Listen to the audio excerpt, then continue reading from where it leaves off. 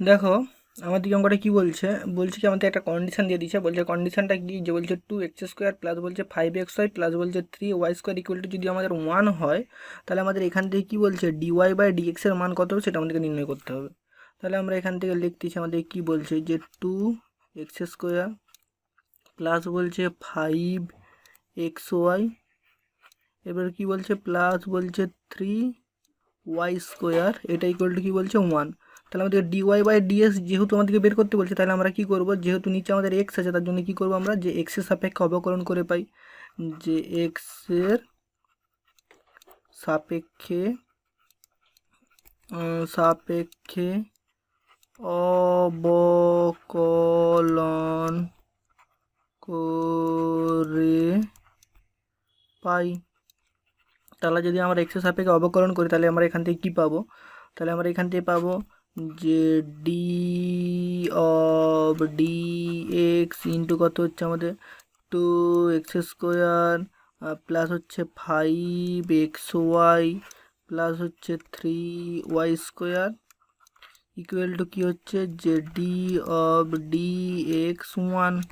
এবার দেখো 1 হচ্ছে যেহেতু আমাদের কনস্ট্যান্ট, তার জন্য এটার মান কত, যে 0। তাহলে আমরা এখান থেকে কী লিখতে পারি, এখান থেকে আমরা লিখতে পারি যে d/dx 2x² plus d/dx 5xy plus হচ্ছে আমাদের d/dx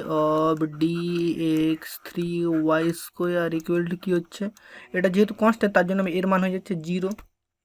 আচ্ছা, এইবারে আমরা কি লিখতে পারি এখান থেকে, এটা হচ্ছে আমাদের এখান থেকে হচ্ছে কি এটা 2x² ডেরিভেটিভ হবে 2 ইন্টু 2x প্লাস 5, যেহেতু কনস্ট্যান্ট তার জন্য 5টা বেরিয়ে চলে এলো, আর এটা হচ্ছে আমাদের কি মাল্টিপ্লাই রুল, সূত্র প্রয়োগ হবে। তাহলে xy এর ডেরিভেটিভ কী হবে, একবার ওয়াইটা কনস্ট্যান্ট রেখে দিলাম, তবে x এর ডেরিভেটিভ 1 হবে, আর প্লাস হচ্ছে কি যে এক্সকে রেখে দিলাম, y ডেরিভেটিভ হবে dy/dx, আর এ পাশটা কি হচ্ছে plus 3 into 2y dy/dx equal to কত হচ্ছে, ইকুয়াল টু হচ্ছে আমাদের 0। তাহলে এবার এখান থেকে আমরা কি লিখতে পারি, এখান থেকে আমরা লিখতে পারি এটা ইকুয়াল টু যে 4x প্লাস 5y প্লাস হচ্ছে আমাদের 5x dy/dx। আচ্ছা, তারপর কি হচ্ছে plus 6y dy/dx equal to কত হচ্ছে আমাদের 0। এবারে দেখো এই দুটো সংখ্যামালাকে যদি আমরা রাইট হ্যান্ড সাইডে নিয়ে যাই, তাহলে এখান থেকে কী পাবো আমরা, যে 5x dy/dx plus 6y dy/dx equal to কত হচ্ছে, ইকুয়াল টু হচ্ছে minus into 4x plus 5y। আচ্ছা, এবার এখান থেকে আমরা যদি dy/dxকে কমন নিয়ে নিই, তাহলে আমরা এখান থেকে কী পাবো, dy/dxকে আমরা যদি কমন নিই, তাহলে দেখো আমরা এখান থেকে পাচ্ছি কি, যদি আমরা কমনে নিই তাহলে এখান থেকে আমরা পাচ্ছি যে dy/dx ইন্টু কত হচ্ছে আমাদের 5x প্লাস 6y। আচ্ছা, আর আমাদের এ পাশটায় কি আছে, আমাদের এ পাশটায় আছে যে equal to minus 4x plus হচ্ছে 5y।